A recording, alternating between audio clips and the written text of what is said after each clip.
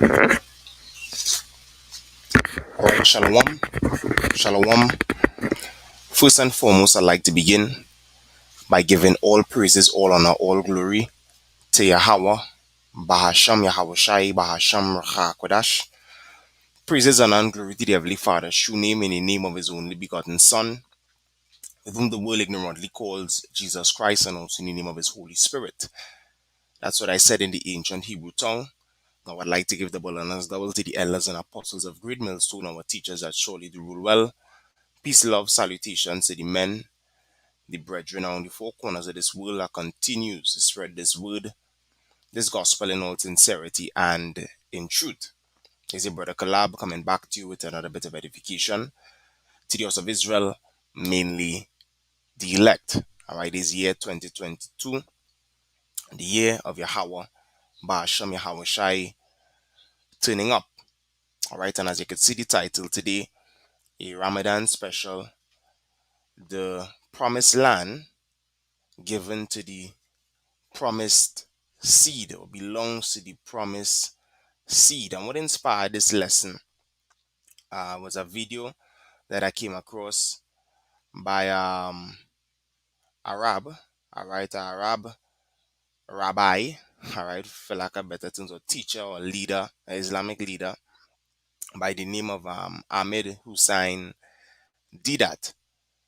All right, a lot of Muslims will know this guy. All right, people that are part of the Islamic religion or belief would know him. All right, he died in 2005, and he spent most of his Islamic career, doing missionary work, traveling, debating Christians, debating so-called Jews, concerning biblical topics, and topics along that line. All right, and I have a short clip in here of him, sharing a conversation he had, or a debate he had with one of his boss, his employers, sorry. All right, at this job he used to work when he was much younger, concerning the land of Palestine, which Palestine is all of Canaan. All right, the land promised to the children of Israel. All right, the true Israelites, which are the so-called blacks, Latinos, and Native American Indians, or Israel by seed. All right, that is scattered amongst the nations that look like the other nations today. Palestine, all the lands of Canaan were given or promised to your forefathers. Therefore, those are your lands that you are about to inherit when the Lord returns, as concerning prophecy. All right, but he was speaking to this Jewish, all right, a small hat, his employer, and they were debating concerning who Palestine belongs to. So I'm going to just play the clip in which Palestine belongs to none of the both. All right, the small hats, they stole our land, 1948ers. Esau Edom, he stole our land, as prophesied, and also the Ishmaelites.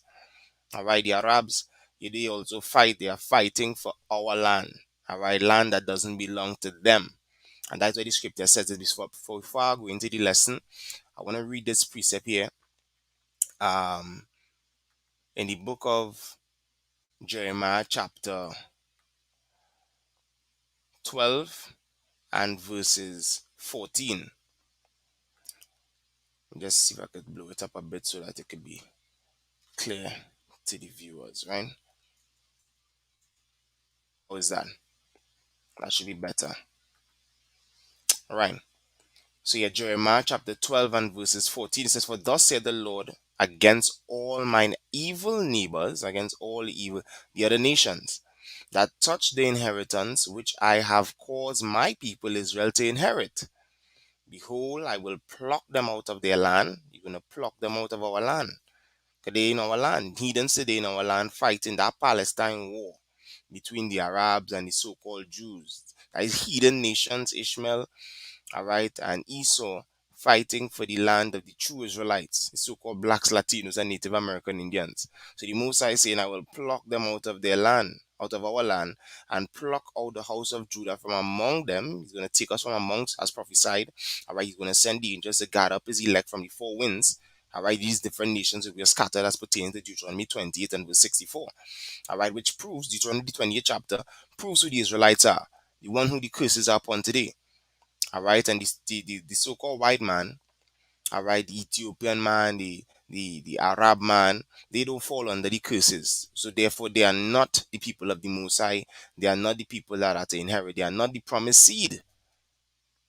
All right, because the promised seed, when you follow the narrative of the scriptures and you follow the history, the promised seed, they went into captivity. All right, for 400 years under the Egyptians, and guess what? The Lord promised them a land, but due to sin, they weren't able to inherit or stay stable or settle in that land. All right, they fell under the curses, which are part of the curses, them being removed from the land. We're going to read a bit about that as well. All right, so it says, and it shall come to pass after that I have plucked them out, I will return and have compassion on them and will bring them again, every man to his heritage and every man to his land. So the Lord has promised to bring us back to the land. He said he will bring us. All right, these 1948ers, they took it upon themselves to go there, which is cut number one, proves that they are not the people of the book. They are not the people that was given the land, promised the land, because they brought themselves back. All right, didn't the Lord say, I will bring you to Zion? And if they are the people that are in Zion, as prophesied in Isaiah, the second chapter, it said that what? When it is the nation of Israel returns to their land, they ain't gonna learn war anymore. But there's still wars going on. The Palestine wars going on. Two nations fighting for the land of the true Israelites. All right, the scripture didn't say we would have to fight back for the land. He said you're gonna bring us there. All right, so without further ado, let me play the clipping. Listen up. So I said, look, this is a test. Is it a valid test? He said, of course it's a valid test. I said, let's apply it. Let us apply to this prophecy. It's a prophecy that Ibrahim alayhi salam was going to get the whole of Palestine, Canaan, for an everlasting possession, him and his children. So I said, you see, sir, the day when Abraham died, it says in Genesis chapter 25, verses 9 and 10, and his sons, Isaac and Ishmael, buried him in a cave. Buried Hazrat Ibrahim in a cave. The field which Abraham purchased of the sons of Heth. There was Abraham buried. There was Abraham buried and Sarah, his wife. They were buried in the same place. What land? What he had purchased with hard cash. He got nothing for nothing. He paid for it, according to the Bible, your book. So in other words, he had nothing. And we are told that he didn't have enough land to rest his foot upon. Not 1 square foot of land he owned. What was given to him for nothing. This is what he had to buy with his sweated labor. Then in the book of Hebrews, for the Christians now, chapter 11, verse 13, these Hebrews, you know who? Again, Paul. Well, we use him. This Paul says, these all died in faith. All these prophets, were given promises. Allah, promised them the golden carrot dangled before them. He said, these all died in faith, not having received the promises. Not having received. They didn't receive it. Allah was dangling this carrot before them, like a donkey. Come, come, come. And they were being led. This is what Paul is telling us.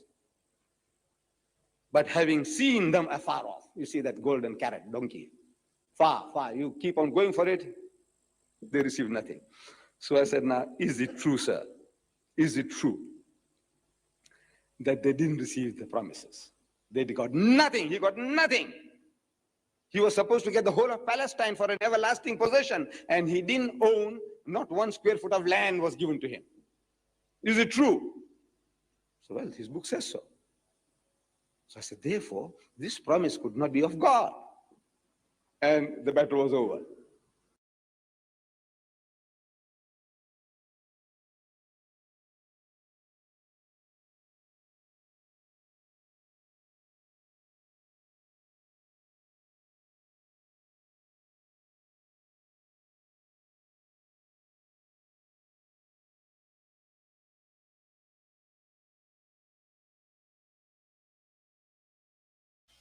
Right.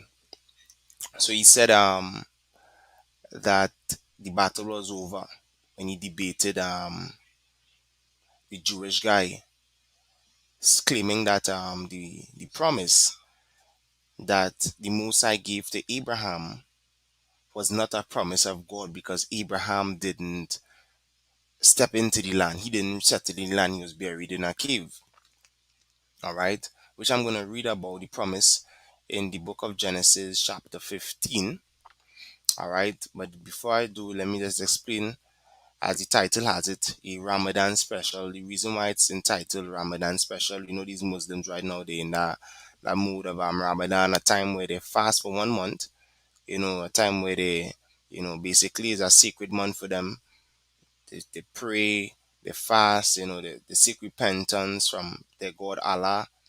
All right, one of the idols that was prophesied that our people would worship and serve, as the scripture says in Deuteronomy 28:64, they will worship other gods, even wood and stone. You understand? So people today they caught up in false religions, false doctrines. So yeah, they're in the time of Ramadan, which is totally against the knowledge of Yahweh Ba'ashem Yahushai. So now this is Genesis chapter 15 to the promise, right? Genesis chapter 15, and I'll start at verse 12. It says, "And when the sun was going down, a deep sleep fell upon Abram," all right, which in the Hebrew is exalted father, father exalted, Abaram, all right. "And lo, an horror of great darkness fell upon him. And he said unto Abram, Know of a surety that thy seed shall be a stranger in a land that is not theirs." And when it says thy seed here, because Abraham, all right, he had 8 sons. All right, he had Ishmael, he also had Isaac, and he had other 6 with Keturah. You understand? So when it says thy seed here shall be a stranger in a land that is not theirs, and shall serve them, and they shall afflict them 400 years. Which seed is that? That's referring to the Israelites. All right, it speaks about that in the book of Exodus, the 12th chapter. All right, the Israelites were the ones that were in captivity under the Egyptians in a strange land. All right, and also that nation whom they shall serve will I judge. And afterward shall they come out with great substance. As you can see, we left in our armies. All right, we borrowed of the Egyptians as we left. All right, to go into the wilderness by the hand of the prophet Moses, through the command that the Most High gave him to tell Pharaoh to let my people go. So we were delivered. And thou shalt go thou shalt go to thy fathers in peace. So he's telling Abraham what's going to happen to the children of Israel. I tell him also that he's going to go to his fathers in peace. He's going to die.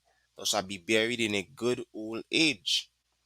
It says, but in the 4th generation they shall come hither again, for the iniquity of the Amorites is not yet full.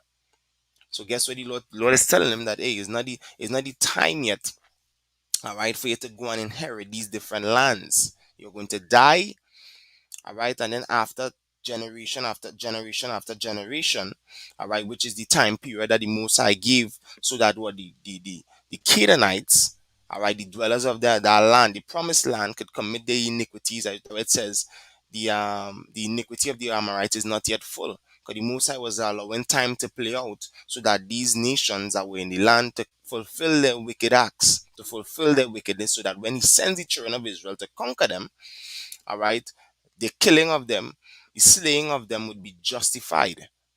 As the scripture says in the book of Job, there is not a inquired if there anyone that perished being innocent. No, not one. All right. So the Israelites didn't just go and slay these nations. All right, because according to law, when you go to the book of Deuteronomy, the 10th chapter, Deuteronomy 20, sorry, and verses 10, it says, when thou comest nigh unto a city to fight against it, then proclaim peace unto it. So the nation of Israel is basically was a peaceful nation. We didn't just pick fights. All right. So these nations that we went and conquered was by the command of Yahweh Ba'ashem Yahushua. It's going to say that, and it shall be, if it make the answer of peace and open unto thee, then it shall be that all the people that is found therein shall be tributaries unto thee, and they shall serve thee. So where we could have held back from shedding blood, we held back. All right, but made the nation that was in opposition to us, we made them tributaries, made them our servants. And if it will make no peace with thee, but will make war against thee, if this nation want to fight, then thou shalt besiege it. And when the Lord thy power hath delivered it into thy hands, thou shalt smite every male thereof with the edge of the sword. Kill all the male, the men, but the women and the little ones and the cattle and all that is in thy city, even all the spoil thereof shalt thou take unto thyself. The women, why are we taking the women? To have them as ours. Deuteronomy 21. All right, and thou shalt eat the spoil of thine enemies, which the Lord thy power hath given thee. It says, thus shalt thou do unto all the cities which are very far off from thee, which are not of the cities of these nations meaning the Canaanite nations, nations that was in our promised land, but of the cities of these people, the ones that are in our promised land, which the Lord thy power doeth give thee for an inheritance, thou shalt save alive nothing that breatheth. Kill them out. But thou shalt utterly destroy them, namely the Hittites and the Amorites, the Canaanites and the Perizzites and the Hivites and the Jebusites, as the Lord thy power had commanded. All these are Canaanite nations. All right. So that's why the iniquity of the Amorite had to be fulfilled. Going back here, the iniquity of the Amorite had to be full. All right, process of time, generation after generation, the Lord was allowing them to fulfill the wickedness so that when He sends the nation of Israel at them to wipe them out, it would be a justified wiping out, it would be a justified cleansing. You understand? So now, let me read some more. It says, and it came to pass that when the sun went down and it was dark, behold, a smoking furnace and a burning lamp that passed between those pieces.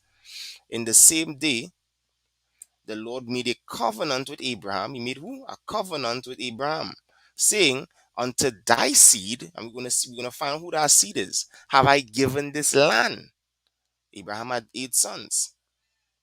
All right, so which seed is this? That is that unto his seed have he given this land. That claims that, which is a Ishmaelite, I believe he's a Ishmaelite, Arab, so-called Arab, claims that Palestine belongs to them, and then the Jewish Rads at Sula, we know about that history, them Revelation 2 9ers, or as we call them 1948ers, all right, the thieves, they claim that the land belongs to them. But it's not so. All right, we're going to find that out. It says, from the river of Egypt unto the great river, the river Euphrates, giving you some location, the Kenites and the Kenizzites and the Cadmonites, Hittites and the Perizzites and the Rephaims and the Amorites and the Canaanites and the Girgashites and the Jebusites, listing all the nations that we will conquer, all right, to get our land, defeat, to get our, to wipe out.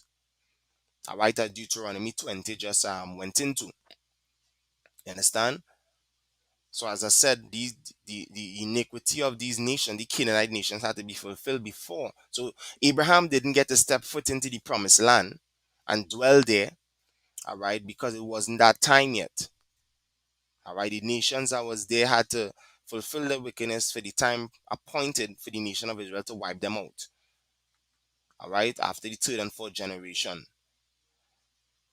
So this is Wisdom of Solomon 12 and verses 1. It says, for thine incorruptible spirit is in all things, therefore chastenest thou them by little and little that offend, and warnest them by putting them in remembrance wherein they have offended, that leaving their wickedness they may believe on thee, O Lord. For it was thy will to destroy by the hands of our fathers both those all inhabitants of thy holy land. For it was what? Thy will to destroy. The Most High wanted to destroy them. All right, and the Most High doesn't just destroy people. All right, there's something that these people do. He causes them to do something first that will result in their destruction. All right, so the iniquity of the Amorites had to be fulfilled before the Lord destroyed them. It says, whom thou hatest for doing most odious works of witchcraft. For what? For doing most odious works of witchcraft and wicked sacrifices. So they had to do them thing until uh, all the generations was corrupt. And all those merciless murderers of children and devourers of man's flesh and the feast of blood, with their priests out of the midst of their idolatrous crew, and the parents that killed with their own hands souls destitute of help, that the land which thou esteemest above all other might receive a worthy colony of power's children. might receive a worthy colony, and that worthy colony of power's children is the Israelites. All right, the children of Israel. And that's why it says in what? In Deuteronomy chapter 11. See if I could get on. Deuteronomy, the 11th chapter. Let's bear with me a second. Deuteronomy chapter 11 and verses. I'll start at verses 10. It says, "For the land whither thou goest to possess it, it is not as the land of Egypt, from whence he came out, where thou sowest thy seed and waterest it with thy foot, as a garden of herbs. But the land whither ye go to possess it is a land of hills and valleys, and drinketh water of the rain of heaven, and which the Lord thy power careth for." A land which he what? He careth for. What did it say in Wisdom of Solomon 12? That the land which thou, let me bring it back here, that the land which thou esteemest above all other. It says it in Deuteronomy 11:12, a land which the Lord thy power careth for. The eyes of the Lord thy power are always upon it, from the beginning of the year even unto the end of the year. All right, it says, "And it shall come to pass, if ye shall hearken diligently unto my commandments, which I command you this day, to love your power and to serve him with all your heart and with all your soul, that I will give you the rain of your land in due season, the first rain and the latter rain, that thou mayest gather in thy corn and thy wine and thy oil. And I will send grass in thy fields for the cattle, that thou mayest eat and be full." You understand? So the Lord is about to give the nation of Israel the promised land. And he tell them, hey, keep my commandments. Because these nations that was spewed out of the land of Israel on the Palestinian coast, these nations that was conquered, all right, that dwelt in Palestine, was due to their sins. The scripture said, liken it to the land spewing them out. When you read in Leviticus, let me get that. Leviticus chapter 18. So how these nations and they operated in the land with all their sins, the iniquity of the Amorites, and why the nation of Israel were not to do so. But guess what we did? So that's how we end up being falling under the curses and getting scattered into these different lands. The land also spewed us out. Leviticus 18 and verses I'll start at verse 24. Yeah, 24, verse 24. It says, "Defile not yourselves in any of these things, for in all these the nations are defiled, which I cast out before you. And the land is defiled, therefore I do visit the iniquity thereof upon it, and the land itself vomited out her inhabitants." You understand?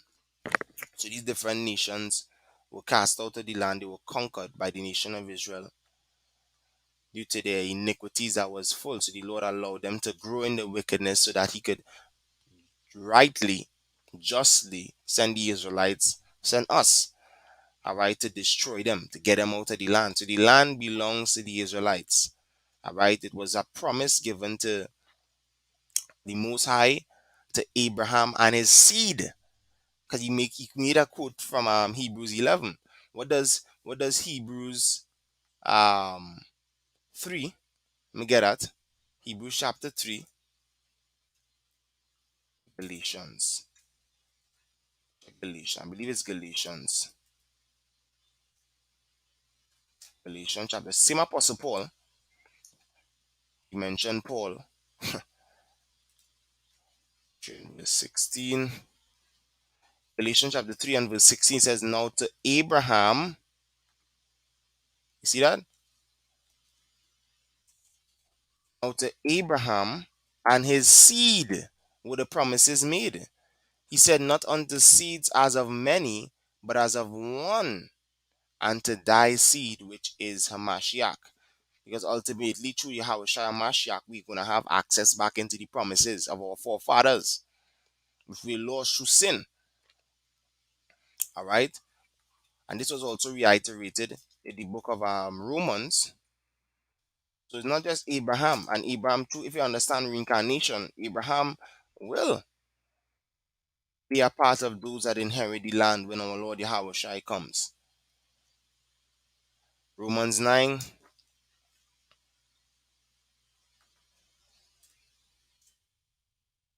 and let me get the exact verse.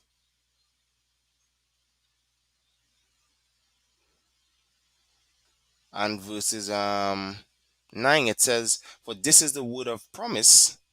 At this time will I come, and Sarah shall have a son. And not only this, but when Rebekah with Sarah is the wife of Abraham, Sarah is going to have a son." And who was that son? That son was Isaac. All right. And not only this, but when Rebekah also had conceived by one, even by our father Isaac. And I believe I should have started some verses up because it's going to speak about Abraham and him being the seed according to the promise. Verses 7. So I start there. It says, "Neither because they are the seed of Abraham are they all children." So Abraham had 8 sons, but they weren't accounted as the children of power, children of the promise, children of the covenant. But in Isaac shall thy seed be called. That is that seed. All right. When he told him, "And I'll give unto your seed an inheritance," that is Isaac, coming through Isaac, not past Ishmael Street, past the Arab Street, and it's going to Isaac. That is, they which are the children of the flesh.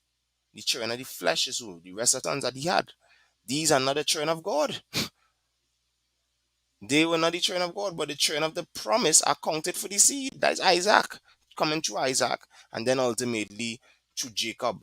And this is why I have here the book of Exodus, the 6th chapter, Exodus chapter 6, and starting at verse 1, it said, "Then the Lord said unto Moses, Now shalt thou see what I will do to Pharaoh, for with a strong hand shall he let them go, and with a strong hand shall he drive them out of the land, of his land. For the time was fulfilled that we should be under these Egyptians. And power spake unto Moses and said unto him," remember he said, "the nation that have them in bondage he will judge." See, this was the beginning of the judgment. When it is they let us go, from that period of time when he was sent Moses, was the time for them to be judged.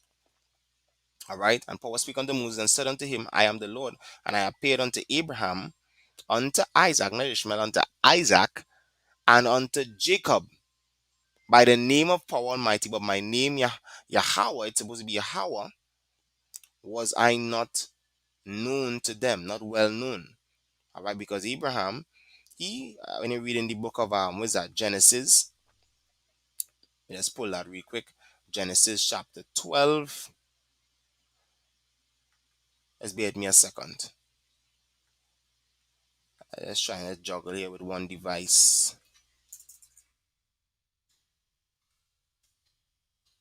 Genesis chapter 12, I believe.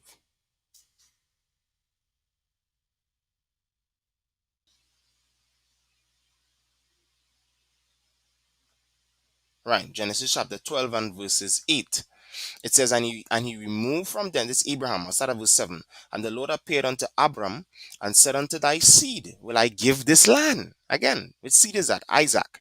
"And there," and going on to Jacob, it says, "And there builded he an altar unto the Lord who appeared unto him. And he removed from thence unto a mountain on the east of Bethel, and pitched his tent, having Bethel on the west and high on the east. And there he builded an altar unto the Lord, and called upon the name of the Lord."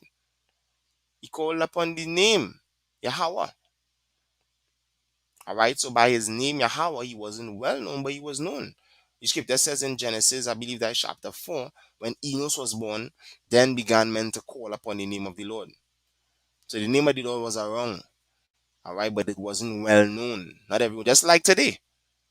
All right, the name of the Lord is here. We know the name of the Lord, but there's a initiated few that have it. All right, is elect. That which has been is that which shall be. That was happening any time back then as well. Okay, didn't reveal his name to everyone.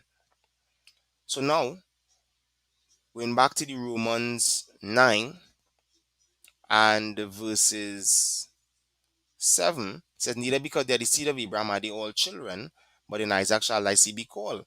That is they which are the children of the flesh. These are not the children of power, but the children of the promise accounted for the seed. For this is the word of promise. At this time will I come, and Sarah shall have a son.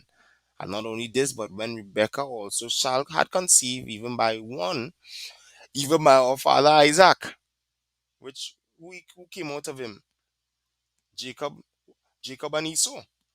But guess what? Esau was rejected, and Jacob was chosen. As what it says in verse 13, as it is written, Jacob have I loved, but Esau have I hated. Alright, so there you go. The Most High is doing the selection is that he chose again. He chose Jacob. Jacob is the one that he continued the promise, the choice line through. Alright. So going back to the Exodus 6. Exodus 6 and Exodus chapter 6 and verses 4 now continuing.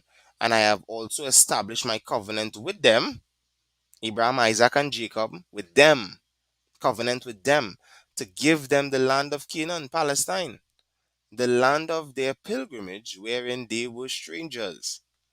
And I have also heard the groaning of the children of Israel, whom the Egyptians keep in bondage, and I have remembered my covenant.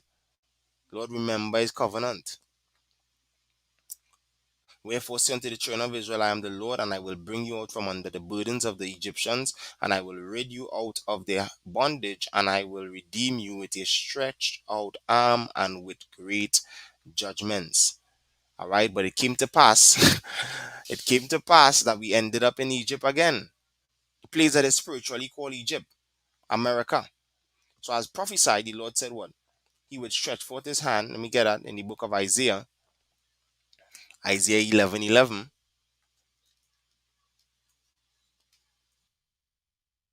Isaiah chapter 11 and verses 11. Share the tab.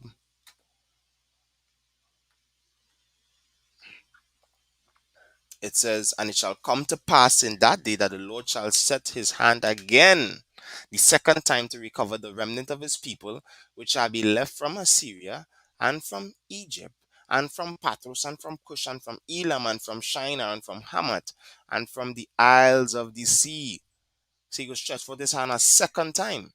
All right, the first time, the Lord stretched forth his hand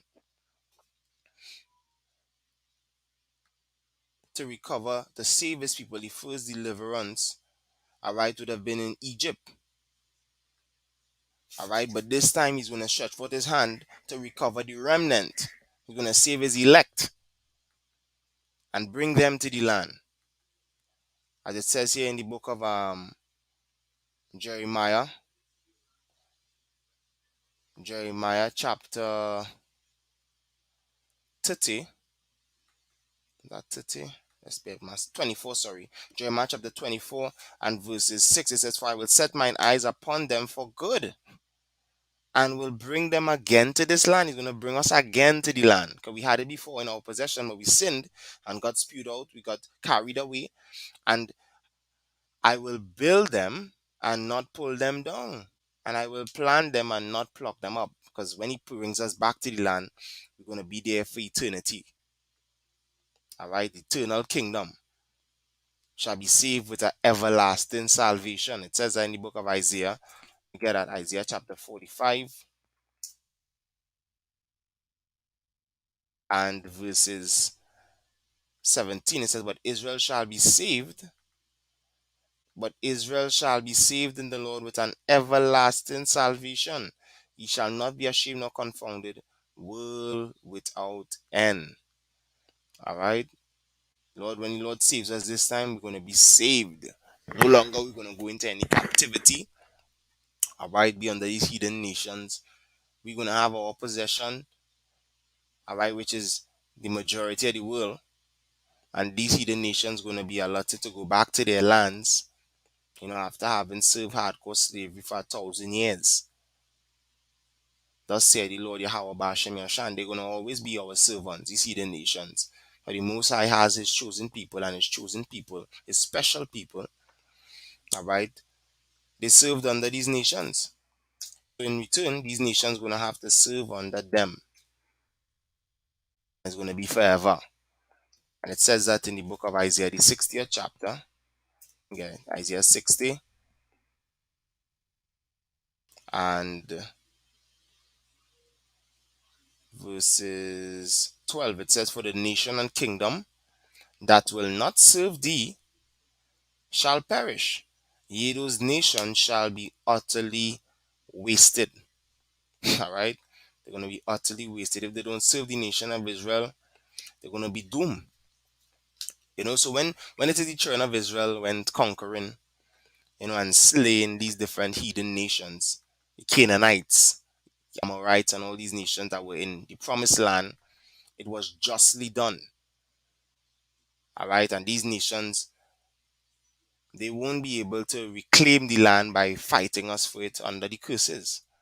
It's not theirs. All right? It's just given to them in this time due to the fact that we fall under the curses. All right? So here another false statement made here by Didat. See that? We have it. It belongs to us. We got it now. I said, right, how did you get it? Might is right. Is that your principle? That by force of arms you took it away from the poor Arabs? If that entitles you to Palestine, then they have a right to take it back by force. Why are you complaining? If by force, if you are entitled, it justifies you taking away, possessing somebody else's property, then by force of arms they can reclaim it. What are you crying about? Now, as we read in Deuteronomy 11 chapter, that land, that allotted land, that's the land that the Most High care for. So the Most High chooses who he wants to be there. All right, which from the beginning he chose the nation of Israel to be there. He gave that promise to Abraham, as we read about. We went through that. The promise was for Abraham and his seed to inhabit Palestine. You understand? But due to the sins of the Israelites, all right, the Most High removed them, just like he did the Amorites. Their iniquity was full, and then he removed them.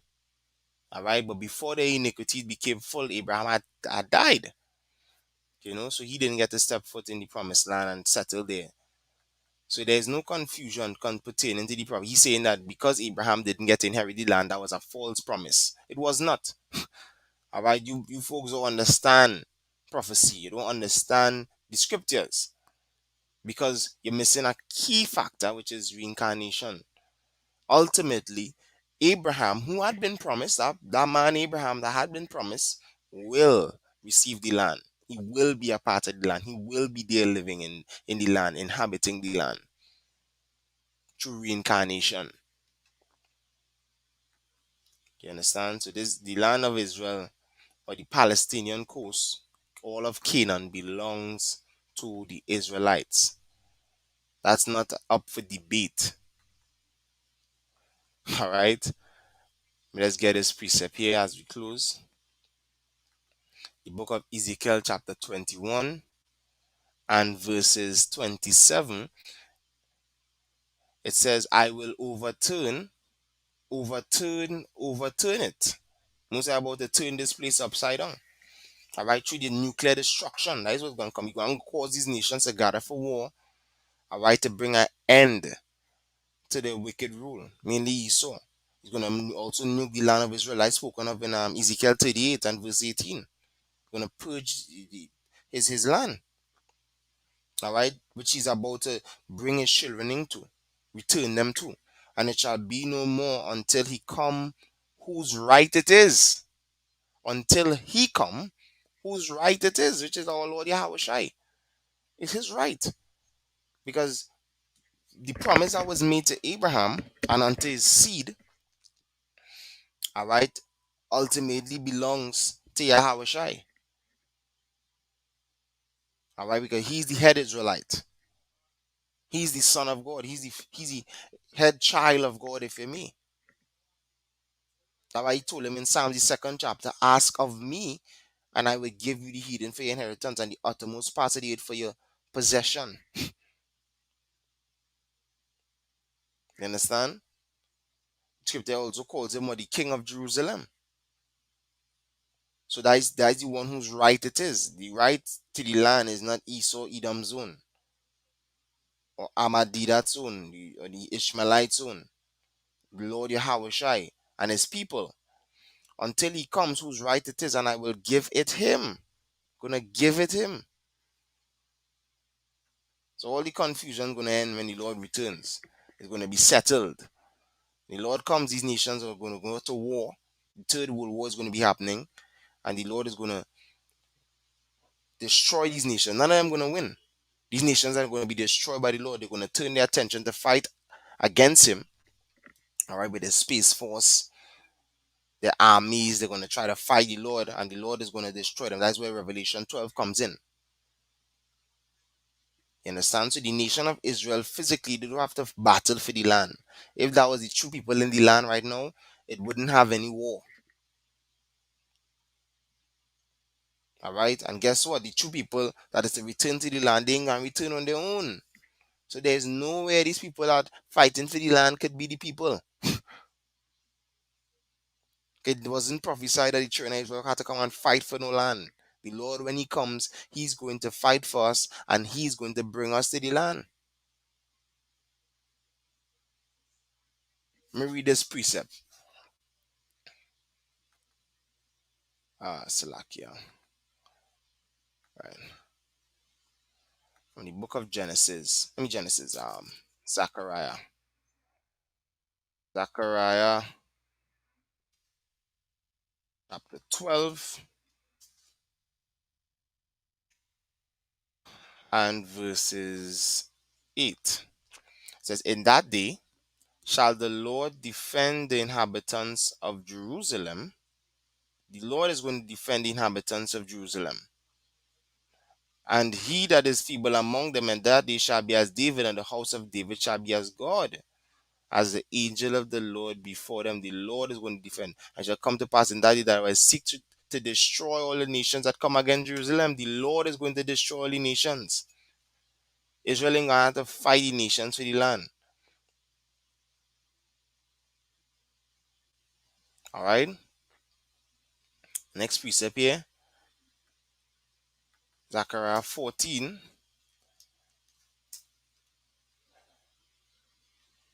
and verses 12. It says, and this shall be the plague wherewith the Lord will smite all the people that have fought against Jerusalem. Their flesh shall consume away while they stand upon their feet, and their eyes shall consume away in their holes, and their tongue shall consume away in their mouth. And how is that going to be done? Through fire, nuclear missiles. All right, that's how that's going to be done. And the Lord is the one doing it. Like Scripture say, he created the smiths. All right, to prepare instrument for his work. The nukes, ICBM missiles. That's how the nation of Israel is going to inherit their land, re-inherit or re-inhabit their land. Through the Lord causing these nations to create nuclear missiles, causing a third world war. He scripted say he mustered the host of the army to the battle. His determination is to gather the nations, to pour his indignation, his wrath upon them via these nukes. And he's going to return and also join in the destruction. Send laser beams from the chariots. Use the chariot technology, sickle, to destroy them. And also gather his elect and then bring them to the land. That's what's going to happen. All right, the hidden age, the fight's going to be over. That's when the battle, Adidas said the battle was over. When you're talking to the Jew, or the so-called Jewish. All right, so the battle was over because that Jewish doesn't know prophecy. He's not the people that the prophecy pertains to, the promise pertains to. But we are the people that the promise. And through the scriptures, we are able to defend our statement. All right, we are able to prove that we are. All right. So let's hope this lesson was edifying, if not informative. With that, I want to give all praises and glory to Yahweh, Ba'asham Yahweh Shai, Ba'asham Rachakodash, double honor to the elders and apostles of Great Millstone, our teachers that surely do rule well. Peace, love, salutations to the men, the brethren, on the four corners of this world that continues to spread this word, this gospel in all sincerity and in truth.